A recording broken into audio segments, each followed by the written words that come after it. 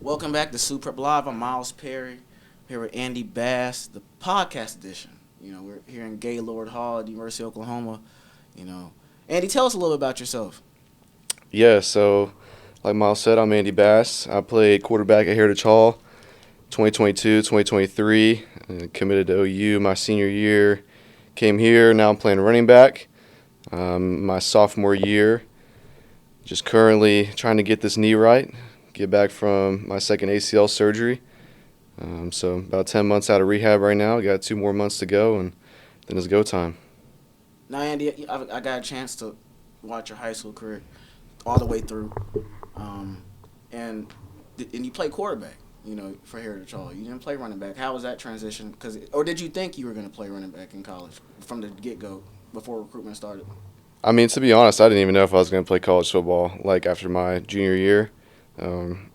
But yeah, I knew I was going to play running back here at OU. That's Coach Murray recruited me, so I knew I was going to be getting into that. I had a couple offers to play quarterback at some other schools, but I just knew this place was going to be good for me, not just as football, but for life.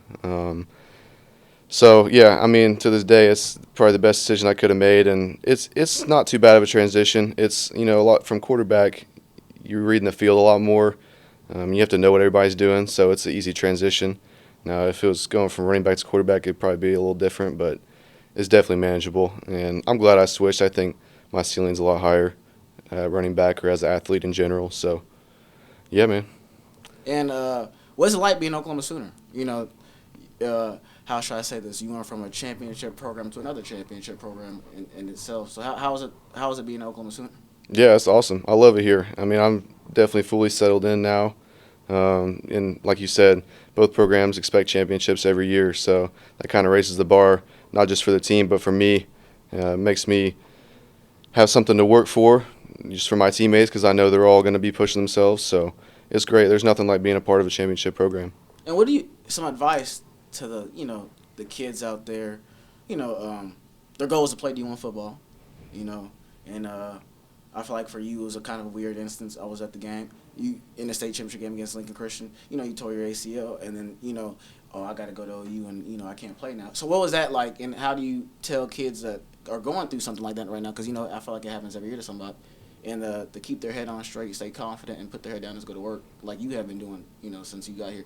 Yeah, I mean, it's hard. It's definitely hard. I'd say after that first surgery, that was one of the hardest times of my life, just having to accept that and just go right back to work. But, I mean, that's kind of my mentality has been the past 2 years, just working and finding love and joy in the process of not just getting better physically, with my knee and my quad and all that, but mentally too. It's taught me things that I could have never learned if it didn't happen mentally. So I'm definitely in a good spot now. And like I said, just 2 more months to go. It's not that much in the grand scheme of things. So I'm ready to roll. But I would say anybody that's going through something like that, just like I said, find love and joy in the process of getting better and really just get something out of it, because either way, you're going to have to go through it. So you might as well get something out of it and grow as a person and as an athlete.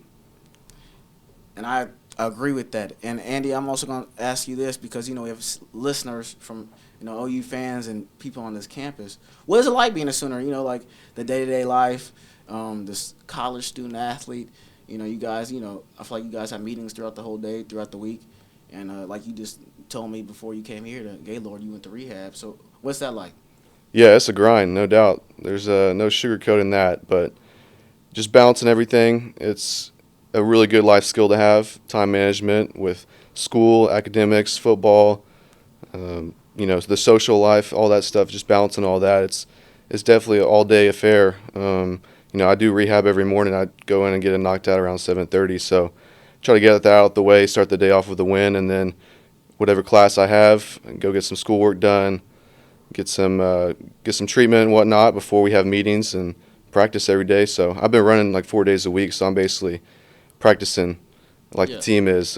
We track like the yardage just because we wear the catapults. So my yardage is right up there with all the running backs every day. So I feel like I'm at least somewhat, getting the work that they're getting. And then obviously we lift. I'm in the development group right now, being an injured guy. So we lift 3-4 days a week. So no shortage of work for sure. But I love it. I mean, it's great. Getting to improve every day and be around a bunch of guys who want to do the same. It's awesome. It's a very unique experience. And I know OU fans and listeners are probably wondering this too. What is it like playing for DeMarco Murray in the running back room at OU? One of the Sooner greats. Had a great years in the NFL with the Dallas Cowboys. Tennessee Titans. What's it like getting coached by him? Yeah, no doubt. Coach Murray's a great guy, great coach. He's, like I said earlier, he's the guy who recruited me and brought me in. So just getting to form a relationship with him the past few years has been awesome. And like you said, he's been through all of it, so he knows what it's like, and he knows, what we're going through and what we're thinking. So he's able to relate to us for sure. Just being, I think he's like 35 or 36, so he's not too far off from us. Just being able to relate to us and, like I said, know what we're thinking. So it's great. I love Coach Murray. He's a great guy. I can't wait to play for him next year.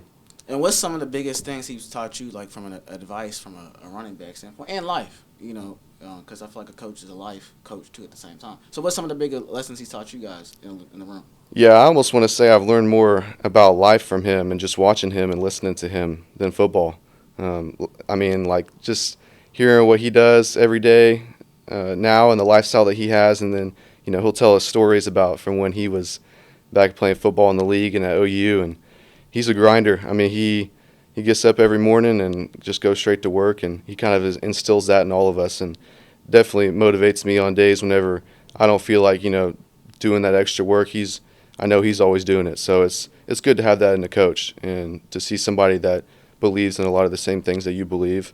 But as far as the football side of things, he's played all of it, and he knows what it takes to be great, and he knows what it takes to be the football player that you want to be. So he pushes everybody to their limits. I'll say that for sure. And I'm gonna switch the topic, over to Coach BV, and you're in those team meetings, and you're at practice watching. What's the energy like this year? What was it like going into this year? Because I feel like a lot of pressure on him. From a fan base standpoint, Oklahoma's expected to win every year, and he's doing it. No question about that. But what was like going into this year? Like, how was the intensity going into fall camp and summer camp and then leading into the season? Yeah, it's been a lot of fun this year. I mean, spring ball was awesome, just seeing the offense gel like that, and with Coach Arbuckle and John coming in and their experience together, and just it was kind of just a fresh reset that everybody needed, and it was a lot of fun, a lot of hype. Obviously outside the building, but I think inside the building, everybody knew that how good we could be, and that kind of pushed everybody to another level over the spring, over the summer, into fall camp, and here we are. Night and day difference from last year. So it's a lot of fun. It's definitely great chemistry this year, not just on the team, but on the offense. And like you said with Coach V, he didn't show any of that pressure at all. He just shows up every day and goes to work.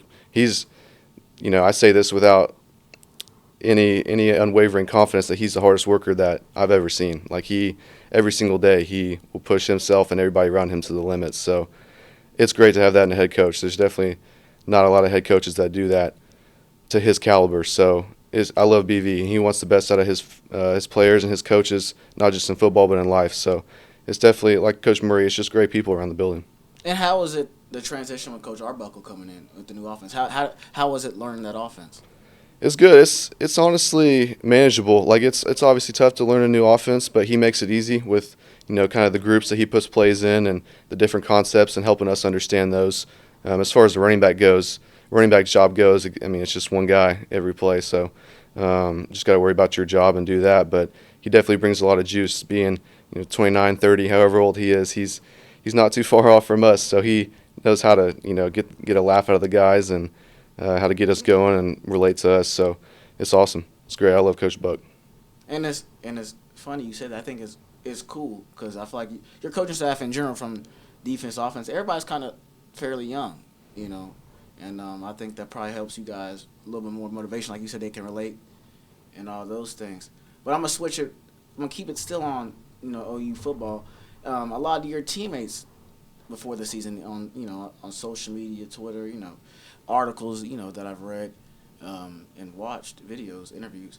They said when John came on campus, Mateer, they felt like he was just the leader from right away. So how did you feel when he came on campus from that standpoint? Like, oh man, this guy, he's the real deal. He leads well and all that. So how did you feel when he came on campus? Yeah, no, John's a great guy and great leader. Like you said, he just came in and made an instant impact. And just him already knowing the whole offense and being a field general there, like he's able to teach it to everybody. And he was during the summer and the spring, he's always getting the guys in for extra work, extra routes, and all that. So it's definitely nice. It's great to have a leader like that, and he's been a big reason why we are where we are right now. So yeah, super happy John came, obviously, and excited to see where he goes and what he does because he's about the right stuff. So yeah, John's a great guy. And going back to high school football and recruiting, you're an Oklahoma kid. I feel like Oklahoma kids are all over this football team, and I feel like Brent recruits heavy in Oklahoma. So how do you feel about that as an Oklahoma kid? Being recruited heavily in Oklahoma, and then some people would say Lincoln Riley didn't do that, and Brent's kind of bringing it back. So how do you feel about Oklahoma kids getting that spotlight from the University of Oklahoma? Yeah, it's awesome. I mean, it definitely means extra to those guys. And I know it does to me, just being so close to home and knowing so many people that have come through here, not just football players, but friends and family. And it's just great to be able to stay that close to home and be at such a special place. So, yeah, I mean, Coach Venables does a great job in recruiting. He brings in not just in-state guys, but guys that are really talented, whether they're under the radar or one of the bigger recruits. He does a great job finding those guys, and I know he always takes pride in finding not just good football players but good people to bring into the building. So yeah, he does a phenomenal job at that. And I'm gonna keep it on high school and recruiting and you. For those listeners that probably don't know, Andy was the Gary Player of Oklahoma, you guys. So he is the real deal. But how is going from high school the transition to college? And as what people would say on the totem pole, you go back to the bottom. How was that transition for you, coming from being the man, and you come back here, and there's already people put in place to be the man here. So how was that transition for you? Yeah, it's tough. I mean, anytime you go from kind of the top of the totem pole back to the bottom, it's a tough reset. But like I said, I just really have found a joy and a love in the work and just grinding it out and earning my spot, just like I had to do in high school, just earning everything that I got. So. That's definitely something that's instilled in me, and I try not to be fazed by where I might be at on that totem pole. That's not really that important to me. I just focus on what I can do every day to grow and become better, not just as a football player but as a person. And I'm gonna switch it back on to you in a goal mindset, Andy. What's some goals you got for yourself this year? I know you said 2 months out. We talked about that, but what's other goals you have for yourself? Yeah, just finish this year, continue to support the guys on the team in any way I can. Whether that's in the weight room or on the field or at practice, just continue to be there for them, especially the running backs, and just study the playbook, keep up with everything like I have been. And, yeah, I mean, I feel great right now. My strength is great in both my legs, and mental's good. So just finish out the year strong, I think, and then obviously in winter and spring make an impact and, earn my spot, like I said. Well, Andy, I wish you nothing but the best. Thank you for coming on Super Prep Podcast. And, we're going to keep you on you, and good luck. Yes, sir. Appreciate you, Miles.